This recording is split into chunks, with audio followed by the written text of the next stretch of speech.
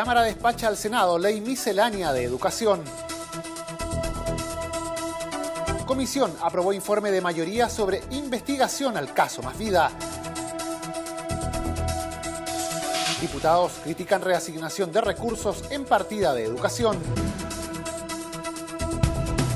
Consejo de Defensa del Estado explicó su participación en el caso entre la Contraloría y Codelco.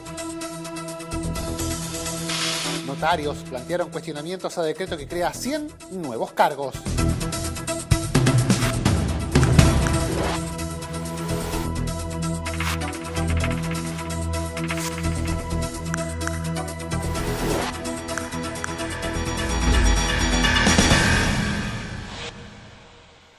¿Cómo están? Los saludamos, le damos la bienvenida a una nueva edición de Frecuencia Legislativa. Revisaremos aquí los hechos más importantes ocurridos en las últimas horas en materia noticiosa en la Cámara de Diputados. Iniciamos contándoles que la Cámara despachó al Senado la Ley Miscelánea de Educación, el proyecto que busca solucionar varios problemas detectados en la implementación de las leyes de inclusión y subvención escolar. Será visto ahora por el Senado en su segundo trámite legislativo.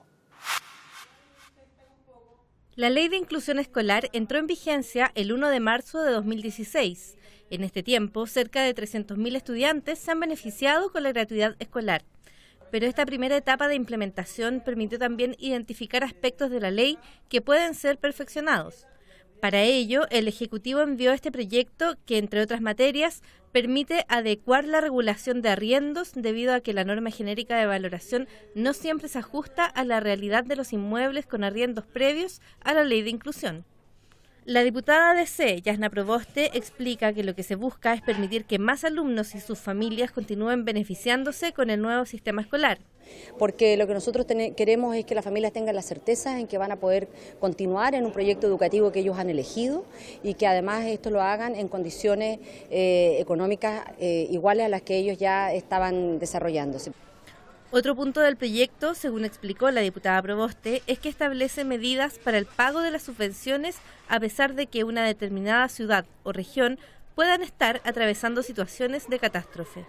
Este proyecto de ley deja establecido un mecanismo fijo en la ley de la República para pagar las subvenciones en periodos de emergencia. Además, se establece una especie de ley del mono en donde se fijan periodos excepcionales con atribuciones también distintas para la dirección de obras de los distintos municipios con el objeto de poder regularizar infraestructura educativa.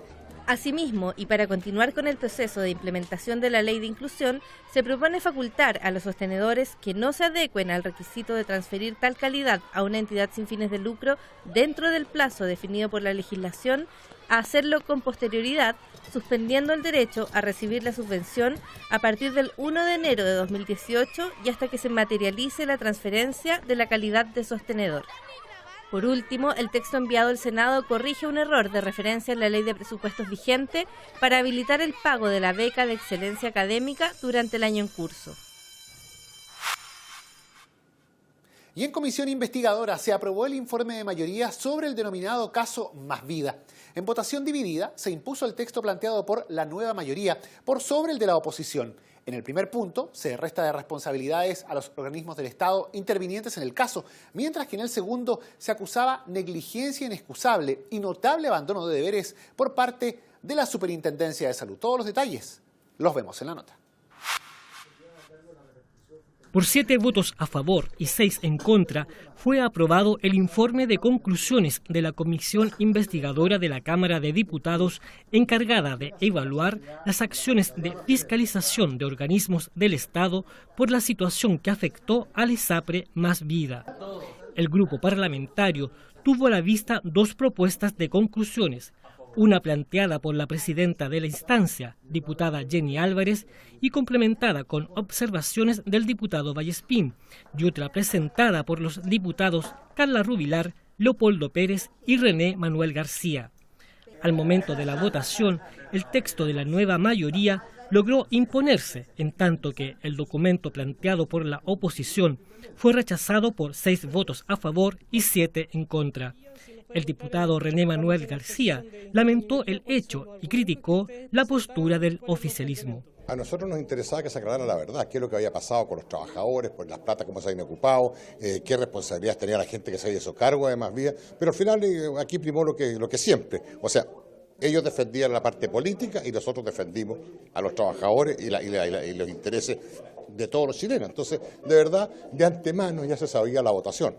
El diputado Patricio Vallespín, junto con lamentar que no se llegara a un acuerdo en la materia, refutó las observaciones realizadas por la derecha y remarcó que no fue posible acoger una propuesta débil en materia de recomendaciones y con acusaciones que van más allá de los hechos. Se acusa a la autoridad de responsabilidad absoluta, de negligencia inexcusable, abandono de deberes. Nos parece que es completamente exagerado a la luz de los antecedentes que nosotros revisamos. Acá jamás se pasaron a llevar los indicadores que establece la norma para declarar o no la situación negativa o no de una ISAPRE. Y lo que ve más bien acá es un problema entre privados que no hicieron bien sus tareas, que no hubo, yo diría, la responsabilidad ética del actuar, y por otra parte, debilidad de la institucionalidad que efectivamente hay que mejorar. En todo caso, consideró que era razonable reconocer que hubo un involucramiento desmedido de la autoridad al poner sobre sus hombros responsabilidades que iban más allá de lo prudente, aunque pensando en que no existieran problemas mayores para los usuarios. En términos generales, el texto aprobado incluye una revisión a la normativa atingente al caso, datos sobre los hechos que motivaron el inicio de las indagatorias y el actuar de los organismos públicos y privados involucrados, en tanto que en su parte resolutiva resta de responsabilidades a la Superintendencia de Salud, al Ministerio del Trabajo y a la Dirección del Trabajo por sus acciones en relación al ISAPRE. Y en otro ámbito, los diputados criticaron la reasignación de recursos en la partida de educación. Los parlamentarios de la Comisión del Ramo manifestaron su preocupación luego de que el Ejecutivo anunciara que se utilizarán dineros de la subvención escolar preferencial para ser destinados a la gratuidad escolar. Hasta la Comisión de Educación de la Cámara asistió la subsecretaria del ramo, Valentina Quiroga, para aclarar cuál será el mecanismo que permitirá garantizar la gratuidad en los establecimientos. En la ocasión, Quiroga afirmó que son un poco más de 63.000 millones los que se necesitan para financiar la gratuidad en los colegios, por lo que se reasignarán recursos de la subvención escolar preferencial SEP y del Tesoro Público para dichos efectos. La diputada Cristina Girardi se refirió a la baja del 6% que tendrá la SEP y señaló que más que reasignar recursos dentro de la misma partida, se podrían haber destinado dineros de otras áreas.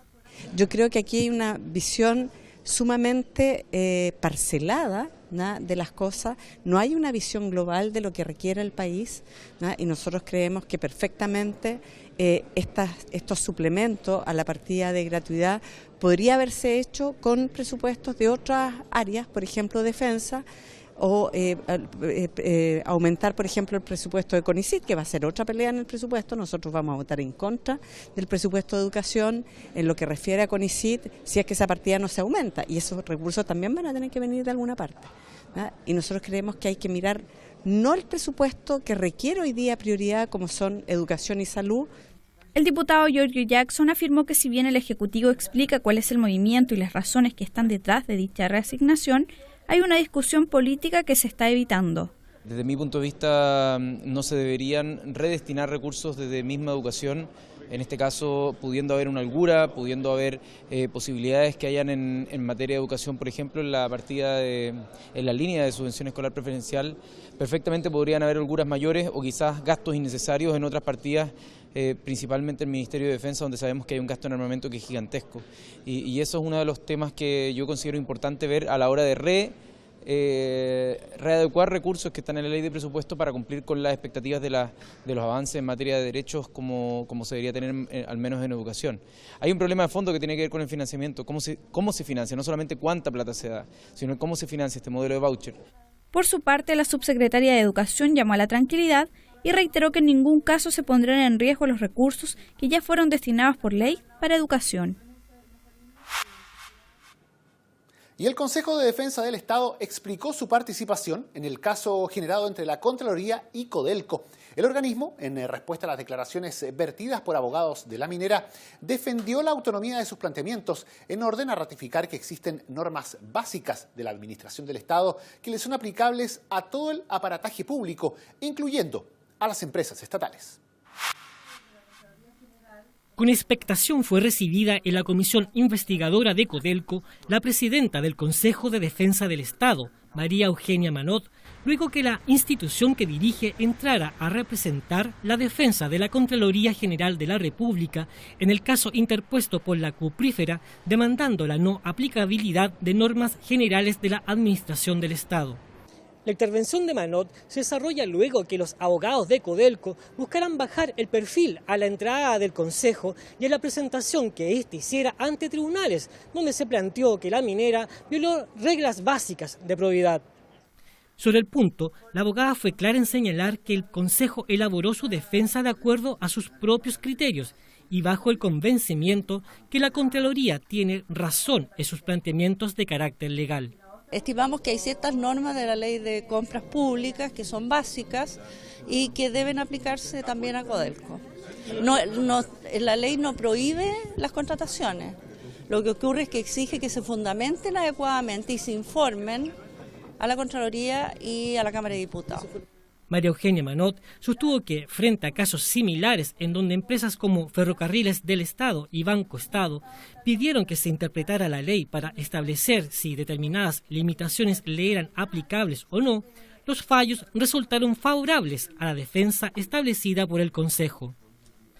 Asimismo, aclaró que, hasta ahora, no poseen antecedentes que permitan afirmar que se han cometido posibles delitos en la celebración de contratos con partes relacionadas, aunque no descartó la presentación de una querella tras la correspondiente evaluación. Los parlamentarios valoraron la intervención de la presidenta del Consejo de Defensa del Estado y tal como resaltó el diputado Juan Luis Castro, quedó claro que para la institución prima siempre la Ley de Bases Generales del Estado en los contratos de las empresas estatales. La justicia le ha encontrado la razón al Consejo de Defensa en cuanto a que una empresa del Estado se debe regir por las normas del Estado y una norma básica, salvo excepción, es que toda compra se haga licitando públicamente y abiertamente a los oferentes, no por la vía del dedazo directo a comprar, mayoritariamente como lo hizo Codelco, sin justificación a un solo proveedor. Asimismo, destacó que se aclarara que no hubo ningún perjuicio económico a Codelco, producto de la fiscalización de la Contraloría, y que no existe una explicación plausible de parte de la minera respecto de las irregularidades constatadas por la auditoría, dado que el juicio se enfoca en materias de derecho y no de hechos.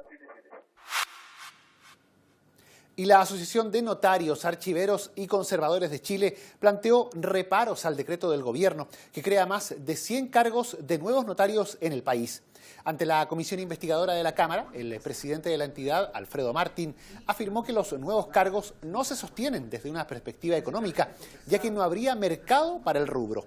Dado lo anterior, la comisión pidió a los notarios un informe económico sobre rentas notariales, documento que servirá para orientar el trabajo de la instancia, tal como lo planteó el presidente del grupo legislativo, el diputado Leonardo Soto. Ellos dicen que se oponen a que haya más notarios, como plantea el decreto, porque crear más notarios significa que no van a tener la solvencia económica o la sustentación económica, porque no da el mercado para sustentar más nuevos notarios. Es decir, no van a tener los recursos suficientes para entregar un servicio de calidad. Yo les dije, si la razón es económica, que no existiría mercado para más notarios, que nos digan cuánto ganan los notarios hoy día. Porque la percepción que tienen todos los chilenos es que ser notario es como ganarse el loto. Y con esta información nosotros ponemos término a la presente entrega noticiosa acá en Frecuencia Legislativa. Les recordamos que el detalle de todas estas noticias siempre los puede revisar a través de nuestra multiplataforma, accediendo por intermedio del www.cámara.cl. Quédese en sintonía de Cámara de Diputados Televisión. Nos reencontramos próximamente.